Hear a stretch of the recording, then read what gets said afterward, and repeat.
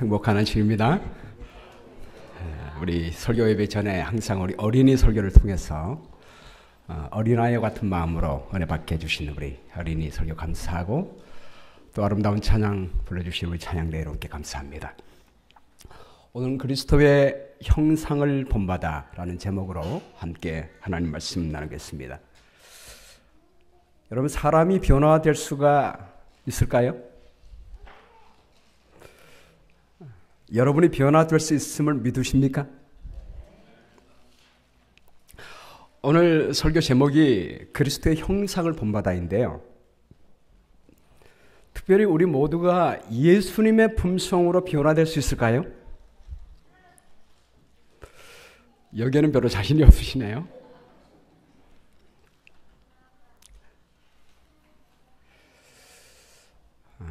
이번에 저희가 우간다에서 난민촌에서 특별히 난민들 중에서도 가장 가난한 가정 41가정을 방문했다고 그랬지 않습니까? 그 중에서 이 눈이 안 보이시는 분을 방문했는데요. 소리 나오게 해줄래요?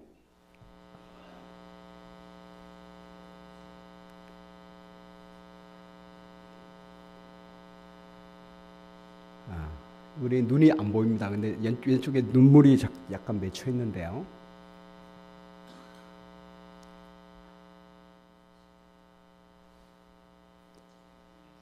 이분이 사는 집 안을 들어가 봤습니다. 다른 집도 다 열악했지만 지붕이 거의 없었어요. 눈이 보이지 않으니까 이렇게 사는데 여기서 자고 있었습니다. 여기 잠자리예요. 다른 침실이 없습니다. 침대가 없고 위에 지붕이 없어서 터 있습니다. 그래서 혼하죠. 이렇게 구멍이 뚫어졌습니다.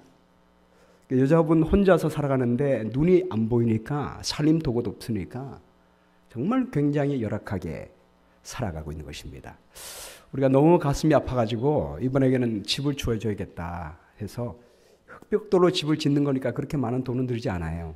제일 중요한 게 이제 양철 지붕인데 집 짓는데 400불이 든다고 해서 제가 1000불을 내가지고 드리고 400불은 집을 짓는 다음에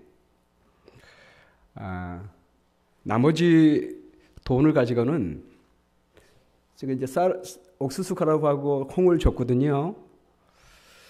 처음에는 염소를 사줄까 했는데 염소 사줘봤자 키울 수 없잖아요. 그렇기 때문에 이분에게는 정기적으로 이렇게 양식을 계속해서 대해주는 게 중요하다고 생각돼서 거기 목사님께 나머지 600불을 맡기고 그것으로 자주 방문해서 정기적으로 먹을 것을 좀 챙겨달라고 부탁을 했습니다. 우리 교인들이 잘 보호해 주기로 그렇게 했습니다. 정말 이 난민촌을 가봤더니 이제까지 제가 아프리카를 7년 동안 갔거든요. 매해마다 갔고 굉장히 많은 어려운 곳을 봤지만 가장 어려운 곳이에요. 우리 김준호 장로님도 그렇게 느끼셨죠. 장로님도 콩고 굉장히 어려웠지만 여기는 정말 어려운 중에 어려운 곳입니다. 콩고가 이 아프리카에서 가장 가난한 나라인데 그 중에서도 이 난민촌은 가장 어려운 곳입니다. 너무 어려운 사람들, 필요한 사람이 많으니까 가슴이 아팠습니다. 정말 가슴이 먹먹하고요. 지금도 제가 잠잘 때나 늘 여기 생각납니다. 생각하면 어떻게 하면 이분들을 좀 도와주게 될까 가슴이 먹먹합니다. 근데 그런 중에 어느 한 가정을 방문했는데 여기 앞 저기 있는 중앙에 있는 할머니 이름은 엘리자벳입니다. 나이가 80세세요. 부룬디에서 오셨는데 3년 전에 내전 때문에 온 가족이 완전히 다 죽었습니다. 몰살당하고 혼자 남으셔가지고 이곳에 온 거예요. 혼자 살아가는데 근데 혼자 사는데 보니까 지붕 위에 한 청년이 있는 거예요. 그래서 제가 저 청년은 누구냐고 그랬더니 이웃집 사는 청년인데 할머니 혼자 사는데 비가 새니까 할머니를 도와주기 위하여 지붕 고치기 위하여 지붕이 올라간 거예요. 여러분, 난민촌은 벽돌로 지을 수 없습니다. 퍼먼넌트로 이렇게 지을 수 없습니다. 그래서 흙벽돌로만 지을 수 있고 그 흙벽돌 사이에 몰타르도 흙으로만 할 수 있습니다. 왜냐하면 언제든지 철거하기 쉽도록 그렇게 합니다. 그래서 다 흑벽돌인데 이제 빈부 차이가 어디서 나냐면 지붕이에요. 돈이 조금 있는 사람은 양철 지붕이고요. 그 다음 가난한 사람은 천막입니다. 제일 가난한 사람이 이렇게 보이듯이 우리 쓰레기 봉투 있잖아요. 까만 쓰레기 봉투. 그 재질로 덮고 그 위에다가 나뭇가지와 돌을 올려놓은 것입니다. 근데 이게 좀 지나다 보면 구멍이 나잖아요. 비가 새니까 이렇게 올라가서 이렇게 수리를 하는 거예요.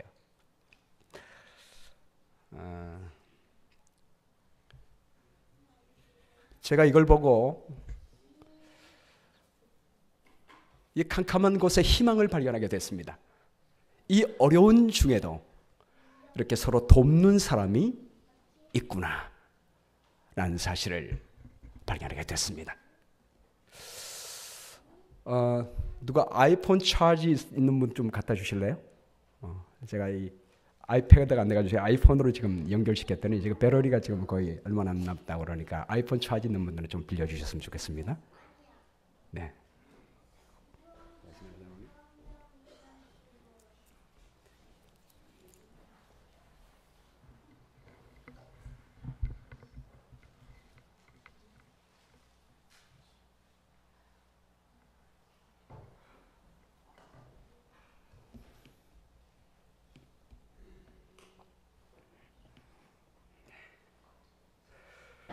예, 차저드는 소리가 나왔습니다. 우리 모두 다 충전이 필요하죠. 오늘 이 시간에도 성령의 능력으로 하나님 말씀으로 우리 마음속에 하나님의 사랑이 충만히 채워지게 되기를 간절히 바랍니다. 선교지에서 가장 보람 있는 일은 무엇보다 저희가 가서 도와주고 복음을 전한 다음에 사람이 변화되는 모습 볼 때 가장 보람이 있습니다.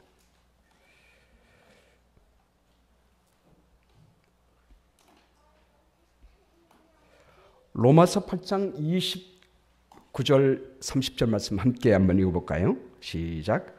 하나님이 미리 아신 자들을 또한 그 아들의 형상을 본받게 하기 위하여 미리 정하셨으니 이는 그로 많은 형제 중에서 맏아들이 되게 하려 하심이니라. 또 미리 정하신 그들을 또한 부르시고 부르신 그들을 또한 의롭다 하시고 의롭다 하신 그들을 또한 영화롭게 하셨느니라. 여기 말씀해 보면 하나님은 미리 아신다 그리고 미리 정하셨다라는 말이 나옵니다. 미리 아신다는 말을 예지라고 하고요. 미리 정하셨다는 말을 예정이라고 합니다. 이 한 성경절에 우리 기독교 중요한 예지 예정 교리가 여기에서 나옵니다. 이 예지와 예정에 관한 가장 학계에서 많은 논란을 일으키는 부분 중에 하나인데 하나님은 무엇을 아시고 무엇을 미리 정하셨습니까? 특별히 여기 문제에 초점이 되는 말씀이 하나님이 미리 아신 자라고 하는 말씀입니다. 여러분 하나님께서 미리 아신 내용이 무엇일까요? 켈빈은 말하기를 하나님은 구원받을 사람이 누구인지를 미리 아셨다라고 말하고 있습니다. 이 말은 하나님이 미리 구원받을 사람과 구원받지 못할 사람을 정하셨다는 말이에요. 누구는 구원받을 사람, 누구는 구원받지 못할 사람 이렇게 정하셨다라고 이야기합니다. 근데 알미니아는 말하기를 하나님은 구원받는 사람을 미리 정하지 않는다. 왜냐하면 누구에게나 선택권을 주셨기 때문이다. 그러므로 믿는 사람이 구원을 받는다. 구원받는 사람은 정해지지 않았지만은 하나님께서는 미리 아시기 때문에 누가 하나님을 믿을지, 누가 선택할지를 미리 내다보신다.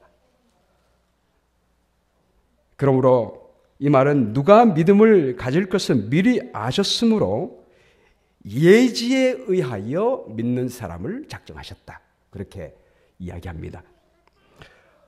여러분 누구 말이 맞습니까?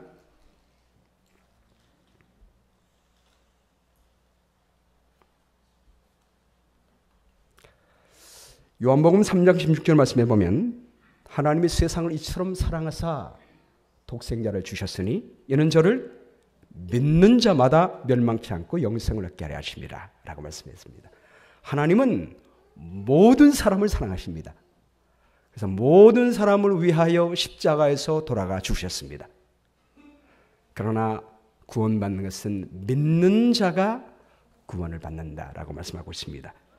요한복음 12장 12절 말씀에도 1장 11절 말씀에도 예수님이 자기 땅에 오매 자기 백성이 영접하지 않았습니다. 영접하지 않는 사람이 있습니다. 그러나 영접하는 자가 곧 그 이름을 믿는 자에게 하나님의 자녀가 되는 권세를 주셨다라고 말씀했습니다. 그러므로 하나님이 미리 아셨다고 하는 것은 우리의 운명을 정하신 것이 아닙니다. 하나님은 미리 내다보시고 아실 뿐입니다. 누가 구원받고 구원받지 못하는 게 정해진 게 아닙니다. 모두에게 하나님께서는 구원의 선물을 주셨고 누구든지 그 구원의 선물을 감사함으로 받는 사람은 구원을 얻게 되는 것입니다.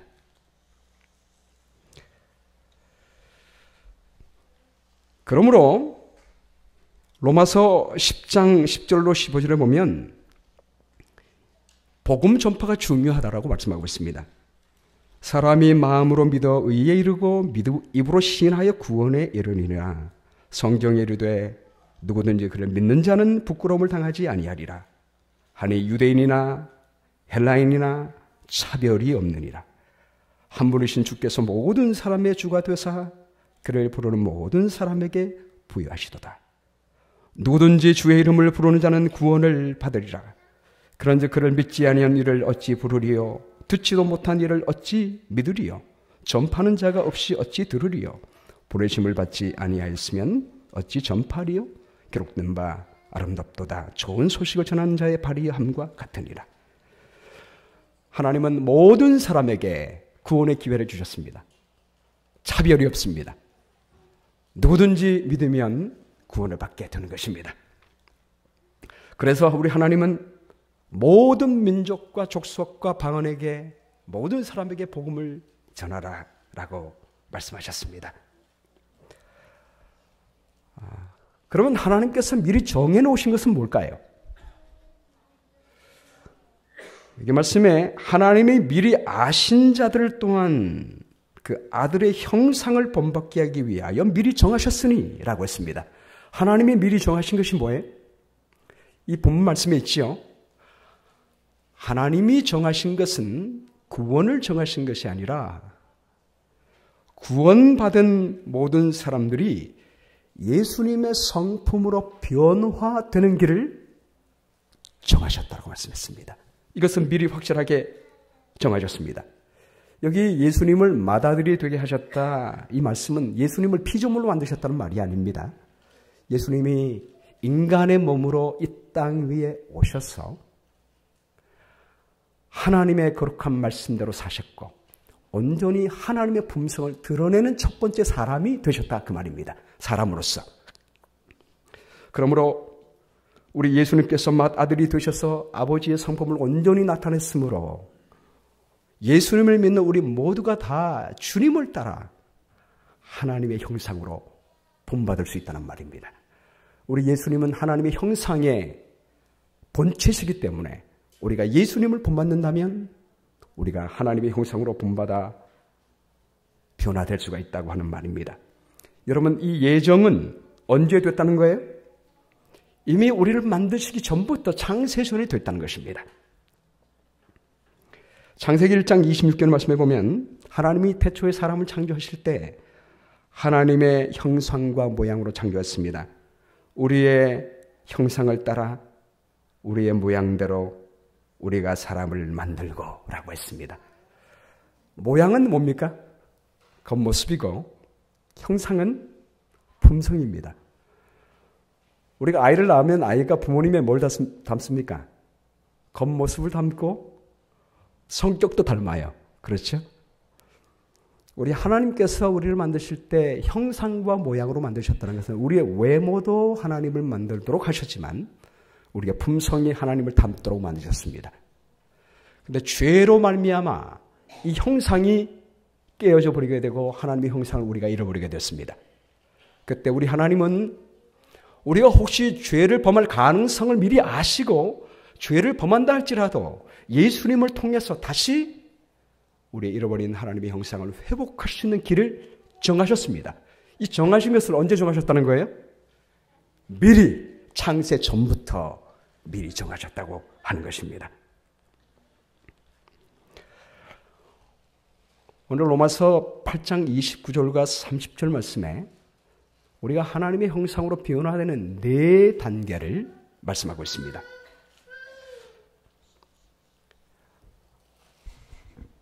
우리 나비가 애벌레가 알이 돼서 나방이 되고 이렇게 변화되는데 단계가 있는 것처럼 하나님은 오늘 여기 4단계를 말씀하시고 있는데요. 첫 번째 단계가 무엇입니까? 미리 정하셨다.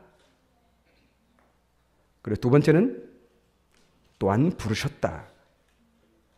세 번째는 의롭다 하셨고 네 번째는 영화롭게 하셨다라고 말씀하고 있습니다.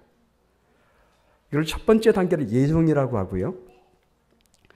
두 번째 단계를 소명이라고 합니다. 부르셨다. 이 calling이라고 하는 말을 소명이라고 하지 않습니까? 세 번째 의롭다 하심을 칭의라고 합니다. 의롭다고 부르셨기 때문에 마지막 단계를 영화롭게 하셨다라고 하는 뜻입니다. 첫 번째 예정은 금방 말씀드린 것처럼 이 예정은 구원을 예정한 게 아니에요. 뭘 예정한 것입니까? 마지막 단계인 우리를 영화롭게 하나님의 형상으로 변화될 수 있도록 미리 처음부터 우리를 정하셨다. 그 말씀입니다. 시편 8장 1절부터 9절 말씀, 제가 이번 선교 기간 동안에 가장 많이 아침마다 암송했던 말씀입니다. 시편 기자가 하나님이 맡으신 천년기를 바라보면서 이 말씀을 묵상하는 것입니다. 여호와 우리 주여, 주의 이름이 온 땅에 어찌 그리 아름다운지요? 주의 영광이 하늘을 덮었나이다. 주의 손가락으로 만드신 주의 하늘과 주께서 베풀어 주신 달과 별들을 보니 사람이 무엇이간데 주께서 그를 생각하시며 인재가 무엇이간데 주께서 그를 돌보시나이까. 아프리카도 참 아름답습니다. 어저께 우리 김준호 장로님도 설명하셨지만 저희가 머물고 있었던 그 폴의 집이 이렇게 산 구릉이 있었는데요. 마치 에덴 동산처럼 구릉들이 이렇게 있었습니다. 난민촌이지만요. 그 지역은 얼마나 아름다운지 알 수 없어요. 날씨도 좋고요. 참 아름답습니다. 평지도 아니고 낮은 구릉들이 이렇게 있고 그 구릉 밑에 낮은 곳에는 마치 어저께 골프장 38호 같다고 말씀하셨는데 정말 그 잔디가 있고 거기는 동물들이 이렇게 뛰어노는 참 아름다운 곳이에요. 제가 그 모습을 보면서 저희가 이제 마치고 나서 그 함영식 목사님 집에서 한 40분 거리에 공원이 있습니다. 거기 한나절 딱 시간이 있어서 갔었는데 여기 영상이 나오겠나 모르겠는데요.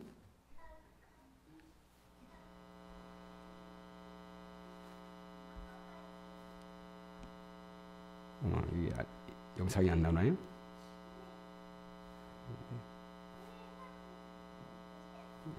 어떻게 거꾸로 나왔습니다.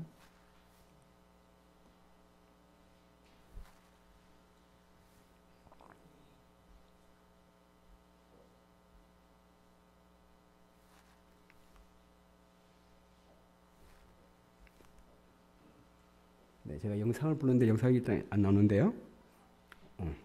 됐습니다. 네. 저기 보시면 보이는 게 뭐냐면 멧돼지인데요. 여기서는 부르기를 툼바라고 부릅니다. 툼바라고 부르는데 이 멧돼지도 참 귀여운데 그 멧돼지 새끼가 너무 귀엽습니다. 조망조망 따라가는데 저기 새끼 보이시죠? 그런데 여기 보는 것보다 그 화면에 보면 더 적은 새끼가 있어요. 요만해요, 새끼가. 얼마나 귀여운지. 정말 모든 동물들이 다 새끼가 귀여운 것 같아요. 너무 사랑스럽고 귀여운데 그 어미들이 새끼를 보호하기 위한 그 보호 본능이 참 대단합니다. 그래서 여러분들만 여러분 자녀를 사랑하는 게 아니라 이 동물들이 얼마나 그 자녀를 사랑하는지 알 수가 없습니다. 제가 오면서 비행기 안에서 사자가 자기 새끼를 핥는 모습을 봅니다. 비가 오니까 새끼가 그냥 비를 맞았는데 비가 그치고 나니까 혀로 그 비 묻은 것을 다 핥아서 이렇게 하는 모습을 봅니다. 여러분, 시편 기자가 이런 천연의 아름다움과 동물들을 바라보다 보니까 천연계를 묵상하다가 그가 누구를 생각하게 되냐면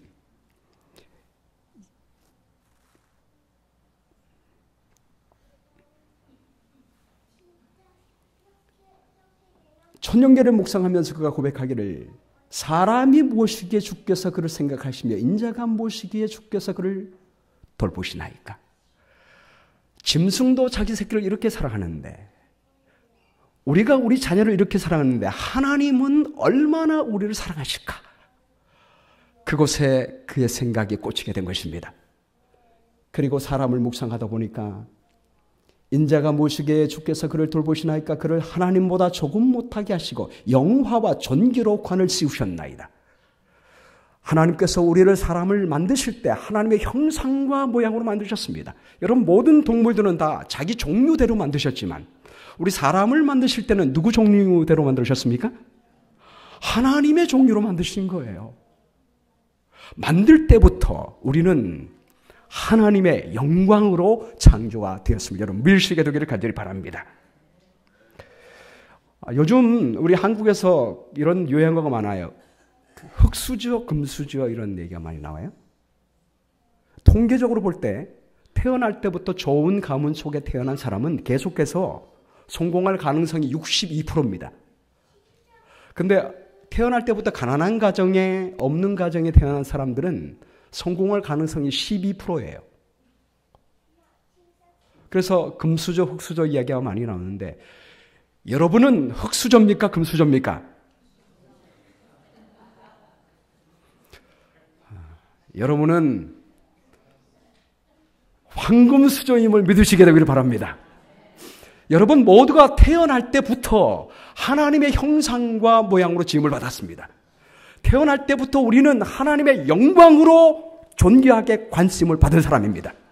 그러므로 여러분은 다이아몬드 수저를 갖고 태어났다고 믿으시게 되기를 간절히 바랍니다.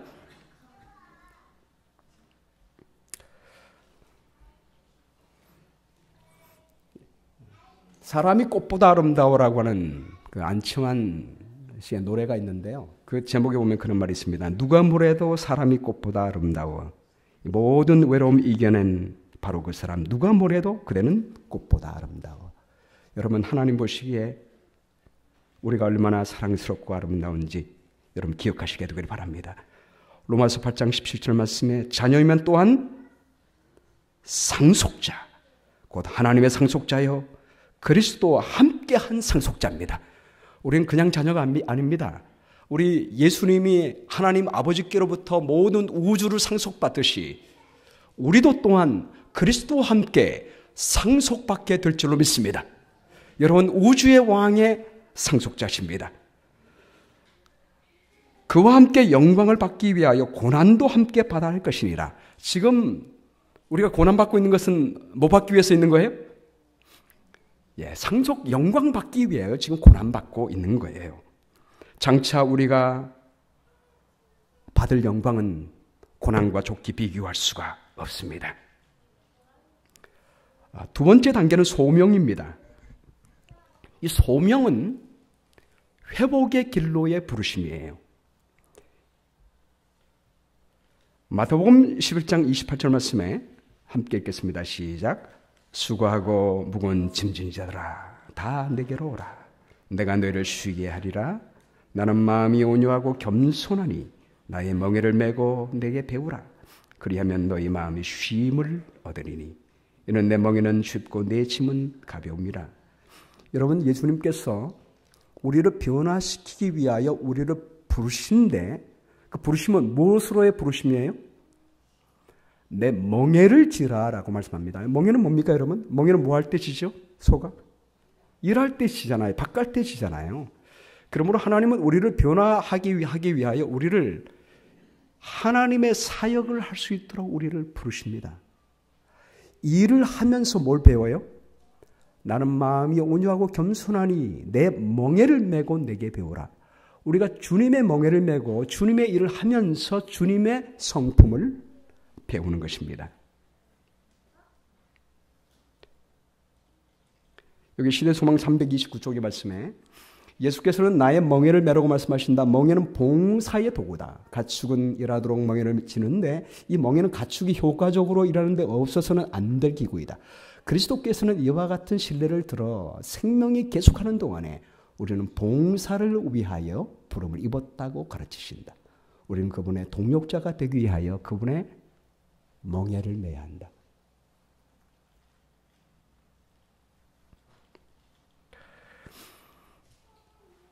영국 왕이 계승을 이어받을 여기 해리 황세자 윌리엄 왕자가요 10년 동안 군복무를 마쳤다고 합니다. 우리 한국 같으면은 고위층에 있을수록 오히려 면제받으려고 할 텐데 영국에서는 왕자가 군복무를 몇 년? 10년을 했습니다. 이걸 보고 노블리스 오블리지에 정말 특권이 많을수록 의무를 더 많이 다하는 이걸 보고 영국 국민들이 환호하고 좋아하고 있습니다. 영국에는 모든 황실 사람들이 군복무를 반드시 하게 됐습니다. 심지어는 지금 현재 여왕이 엘리자베스 2세잖아요. 여자임에도 불구하고 군대를 보냈습니다. 제2차 세계대전 당시에 소송 보급 장교로 근무하면서 직접 군용 트럭을 운전했습니다. 그리고 찰스 황세자도 해군 사관학교에서 6년간 해군 장교로 복무하게 됩니다. 특별히 해리 왕자의 할아버지 조지 6세는 제2차 세계대전 당시에 독일이 런던 대공습으로 폐허가 됐을 때 그 폭탄 사이를 비추고 다니면서 모든 군인들을 위로하고 격려했습니다. 그래서 자기 딸이 아들도 없고 딸이 왕이 되어야 됨에도 불구하고 세계 제2차 대전에 그 전쟁의 구렁텅이로 딸을 보냈습니다. 그래서 직접 현장에서 트럭을 몰도록 한 것입니다. 위기가 있을 때 지도청은 목숨과 재산을 국민을 위해서 내놓을 줄 아는 것이 바로 참된 지도자이기 때문입니다. 여러분, 그렇기 때문에 우리 하나님께서도 우리 모두가 영광스러운 하늘왕의 자녀지만 우리를 변화시키기 위하여 뭘로 부르시는 것입니까? 영원 구원의 사역으로 일하는 자리로 우리를 부르시는 것입니다. 욥기 7장 17절 말씀을 보면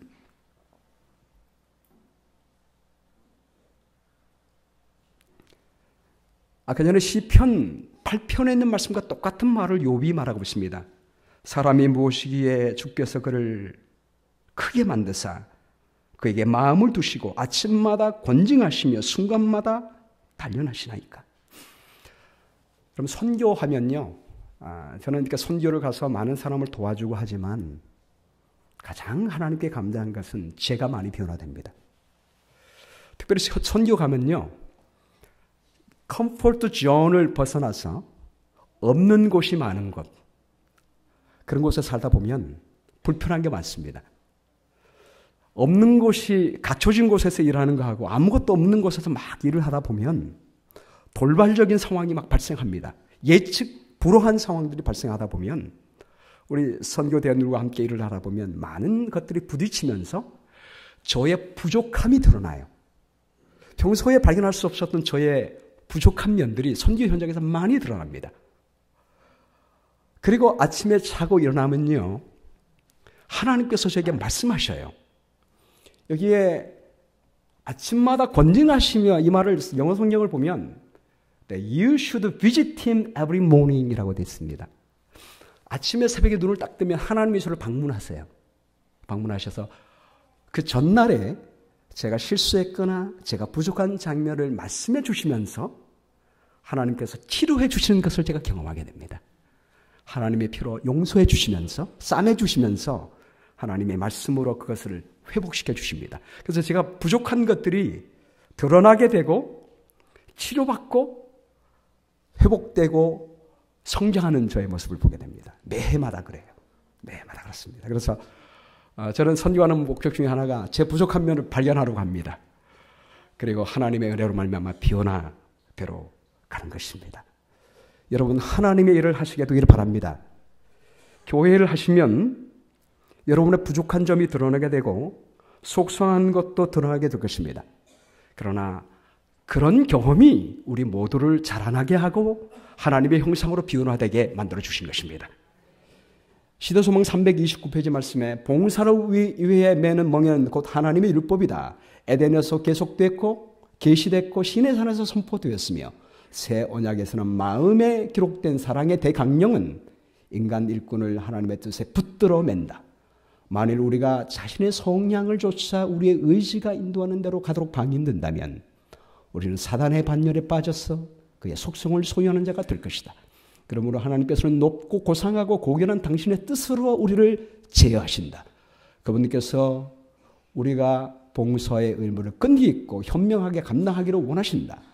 그리스도께서는 인성을 쓰시고 친히 봉사의 멍에를 매셨다.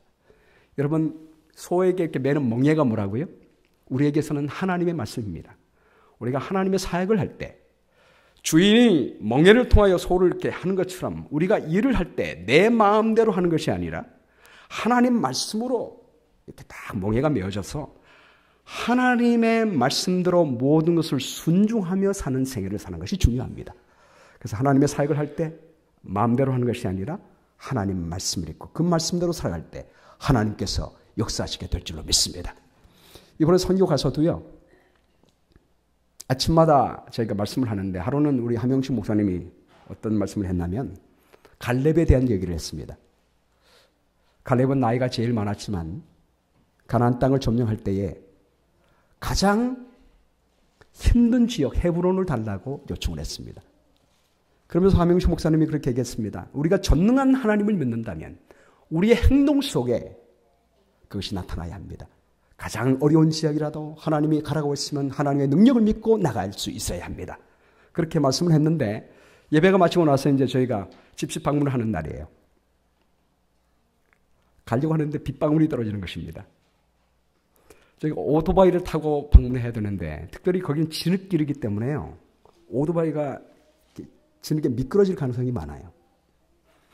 비가 떨어지면 위험하잖아요. 그래서 제가 물었습니다. 오늘 비가 오는데 가야 될까요? 말아야 될까요? 그랬더니 그 사모님이 하는 말이 오늘 하나님 말씀에 갈렙의 믿음처럼 나가라고 했으니까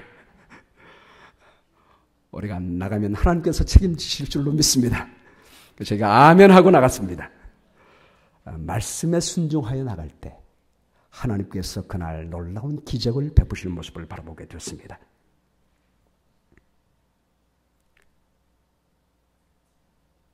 세 번째는 칭의입니다. 칭의는 의롭다 하심입니다.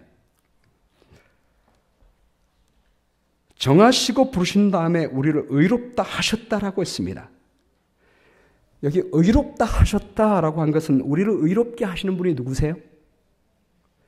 예수님이 우리를 의롭게 하신다는 말씀입니다. 우리가 의롭게 되는 게 아닙니다. 우리가 하나님의 사역을 하다 보면 하나님이 의롭게 하십니다. 나는 마음이 온유하고 겸손하니 나의 멍에를 메고 내게 배우라. 그리하면 너희 마음이 쉼을 얻으리라. 우리가 주의 일을 감당하게 될 때 하나님께서 우리 마음속에 온유와 겸손의 마음을 주게 될 줄로 여러분 믿습니다. 믿으시게 되기를 간절히 바랍니다. 여러분 의는 선물입니다.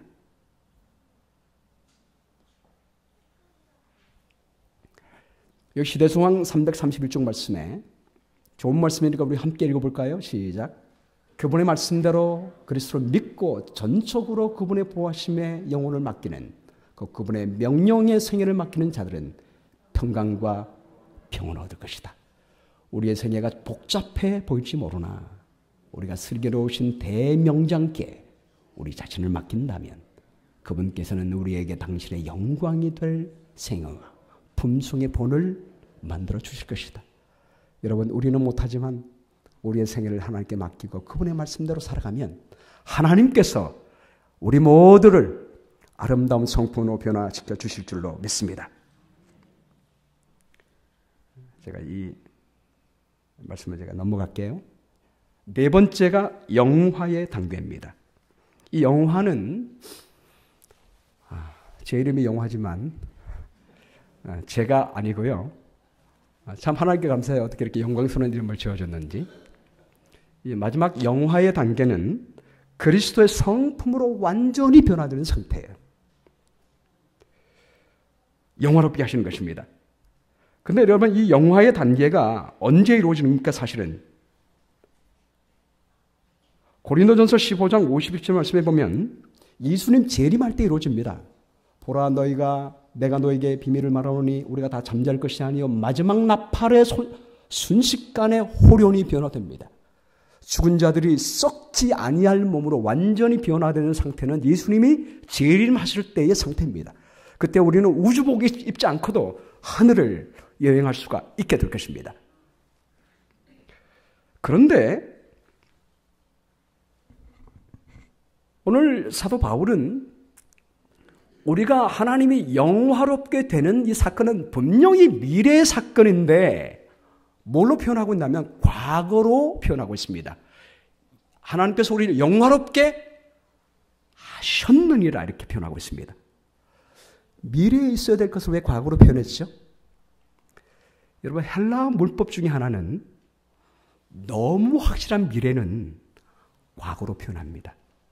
너무 확실하기 때문에 이건 가질 거예요. 분명히 100% 가질 거예요. 그렇기 때문에 이미 가진 거라 다름이 없도록 표현하고 있습니다. 이게 로마서 1장 5장 1절도 마찬가지예요.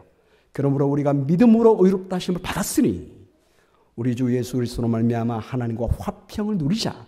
또한 그로 말미암아 우리가 믿음으로 서 있는 은혜에 들어감을 얻었으며, 이 은혜가 뭡니까? 하나님의 영광의 은혜 보좌 앞에 우리가 지성소에 들어왔다 이 말이에요. 하나님의 영광을 바라고 즐거워하니라. 바란다는 말은 무슨 말이에요? 아직 있지 않은 거죠. 미래에 있을 겁니다. 그러나 너무나 확실하기 때문에 우리는 이미 그 영광을 바라고 지금부터 벌써 즐거워할 수 있다는 사실입니다. 조건이 너무나 확실할 때 결과도 확실해지는 것입니다. 여러분, 제가 선교가 있는 동안에 여기 스톰이 왔다고 그러죠. 여러분 중에서도 지붕 싱글이 날아간 집 있습니까? 우리 오재현 목사님 사택에 싱글이 날아갔다고 보고가 와 있었어요. 근데 이제 고치려고 보험에 알아보니까 디덕터블이 4,000불이에요. 근데 에스티메이트를 내보니까 고치는 값이 4,000불 이하예요. 그래가지고 4,000불 쓰지 않고 그냥 우리 돈으로 고치기로 했습니다. 근데 제 마음속에 이쪽에 우리 교육관의 그 지붕 여러분 보면 굉장히 막 이렇게 곰팡이스럽잖아요. 갈대가 됐잖아요. 그거 좀 날아가지. 왜냐면 제가 데이톤에 있을 때 그 6년 전에 한번 우박이 주먹만하게 떨어졌어요. 그래가지고 차도 다 망가지고요. 지붕이 망가지고 종탑까지 다 휘어졌습니다. 근데 마침 저희 교회 지붕이 좀 샜거든요. 근데 갈아야 되는데 전체를 갈면 몇만 불이 들잖아요. 근데 그것이 떨어지는 바람에 8만 불이 보험회사에서 나와가지고 지붕 전체를 새 것으로 다 갈고요. 거러까지 다 갈고 유리창 틀까지 다 갈고 틀까지 다 우그러졌어요. 종탑까지 완전히 새롭게 갈았습니다. 여러분, 우리가 보험이 있으면 재난이 올 때 확실하게 100% 커버될 것을 믿지요. 믿으니까 심지어는 오히려 우박이 떨어졌으면 이런 마음까지 갖게 되니까 우박이 와도 태풍이 와도 두려워하지 않는 것입니다. 여러분, 오늘 하나님께서 우리에게 약속하시기를 우리가 하나님의 형상으로 영화롭게 변화되는 것은 몇 %? 100% 있게 될 것이라고 주께서 말씀하고 계십니다.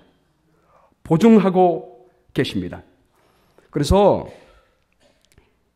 그 다음 바로 30절, 바로 다음 말이 31절이에요. 이 31절이 이렇게 해서 나온 거예요. 그런즉 이 일에 대하여 우리가 무슨 말 하리요? 지금 우리를 영화롭게 변화시켜 주겠다는 말을 우리가 믿지 못하는 우리를 향하여 바로 이 말을 그렇게 얘기하는 거예요. 그런즉 이 일에 대하여 우리가 무슨 말 하리요? 만일 하나님이 우리를 위하시면 누가 우리를 대적하리요? 자기 아들을 아끼지 아니하시고 우리 모든 사람을 위하여 내어주신 이가 어찌 그 아들과 함께 모든 것을 우리에게 주시지 않겠느냐.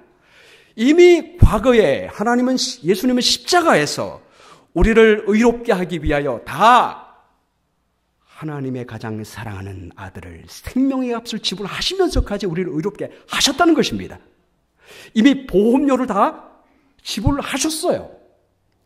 뭐 하기 위하여? 영광으로 회복되기 위하여. 누가 능히 하나님께서 택하신 자를 고발하여 의롭다 하시는 하나님이시니 누가 정죄하리요? 하나님이 우리를 예정하셨고 우리를 택하셨고 우리를 의롭다 하셨습니다. 그리고 하나님이 앞으로 우리를 영화롭게 변화시켜 주시겠다고 약속하시는 것입니다. 그러니 누가 뭐라고 하겠느냐 그 말입니다. 누가 정죄하리요? 죽으실 뿐 아니라 다시 살아나신 이는 그리스도 예수시니 그는 하나님 우편에 계신 자요 우리를 위하여 간구하시는 자신이라. 여러분, 우리 주님이 오늘 우리의 변화를 위하여 지금 하늘에서 우리를 위하여 중보하고 계십니다. 우리 하나님의 아들께서 우리를 위하여 작업하고 계시는데 우리가 변화되지 않겠습니까? 여러분, 이것을 믿으시게 되기를 간절히 바랍니다. 그러면서 뒤에 하는 말씀이 오늘 시간이 없어서 다 읽지 않겠지만 제일 밑에 말씀에 우리는 하나님의 사랑에서 우리를 끊을 수가 없으리라.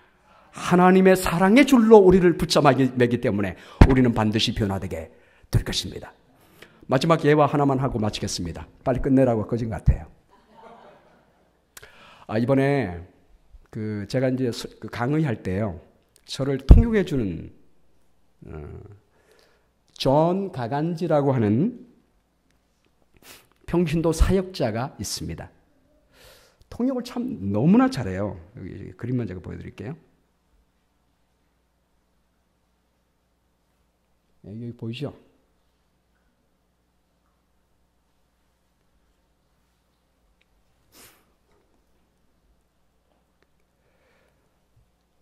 이 평신도 이 사역자가 한명식 목사님 말씀을 들어보니까 아주 시골 촌에서 온 소년이었어요.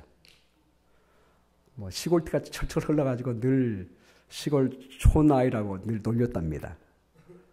근데 이제 한명식 목사님과 함께 그동안 한 6년 동안 함께 일을 했어요. 뭐 너무너무 잘하는 거예요. 우리 김준호 장로님도 마음에 들어하고 우리 김성기 장로님도 한눈에 보더니 뭐 너무나 마음에 들다고 그렇게 얘기를 합니다. 근데 이 청년이 처음부터 그랬던 게 아니에요. 6년 동안 함께 하나님의 사역을 하면서 변화되기 시작하는 것입니다. 그리고 최근에 작년에 정식 목회자가 됐습니다. 이 청년은 우리 53명의 사역자 전체를 관할하는 사람이에요. 관할하는 사람이었다가 정식 목회자가 됐고 정식 목회자가 됐어도 그 일을 지금 계속하고 있고요. 최근에 결혼했습니다. 아내를 데려왔는데 아내도 아주 이쁘고 참하더라고요. 아주 믿음이 좋더라고요. 그리고 이제 함께 달란트 시장을 하는데 다른 사람들은 이제 오랜만에 달란트 시장에서 그릇도 있고 그러니까 짧은 시간 동안에 더 많이 가지려고 막 하잖아요. 왜냐하면 워낙에 없으니까. 그래서 그걸 어떻게 할 수 없이 순번을 뽑았습니다. 그래서 먼저 프로표를 뽑아가지고 먼저 뽑힌 사람에게 1분을 줍니다. 1분. 그래서 세 커플을 먼저 1분 안에 딱 골라야 돼요. 1분은 땡. 그리고 그 다음 사람 갑니다. 왜냐하면 그렇게 해도 53명이니까. 그래서 사람들이 이제 다 짧은 시간에 더 가지려고 막 노력합니다. 근데 존 가간지 차례가 됐습니다. 제가 제 팀에 있었거든요. 근데 이 가간지는 천천히 고르는 것입니다. 하나를 더 가지려고 하는 게 아니라 양보하는 거예요. 제가 감동을 받았습니다. 어떻게 이런 마음을 가졌지? 같은 목회자 입장이 아니라요. 거기 우리 합회장님도 오셨는데 합회장님도 더 막 가지려고 막 이렇게 다 가난하니까 다 이해합니다. 다 가난하니까 그래요. 근데 이 존 가간지만 그렇지 않는 거예요. 어떻게 그렇지? 늘 한명식 목사님과 함께 주인의 입장 속에서 이렇게 일을 하다 보니까 그렇게 변화된 마음을 갖게 된 거예요. 이걸 보면서 제가 참 흐뭇하고 기분이 좋았습니다. 이렇게 변화되는구나. 사랑하는 여러분, 우리 모두가 다 변화될 수 있습니다. 우리 하나님께서 변화를 약속하셨기 때문입니다.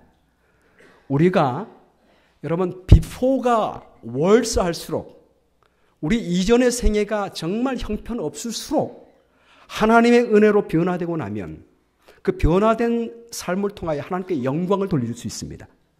여러분 모두가 다 변화에 불가능하다고 생각하지 마시게 되기를 바랍니다. 우리는 할 수 없지만 하나님의 손에 들려준 바 되면 하나님께서 우리 모두를 변화의 길로 인도하시게 될 것입니다. 그 다음에 우리가 변화된 다음에 우리 변화된 모습을 통해서 하나님께 영광을 돌리고 감사와 찬양을 돌리는 우리 모두가 되기를 주의 이름으로 축원합니다.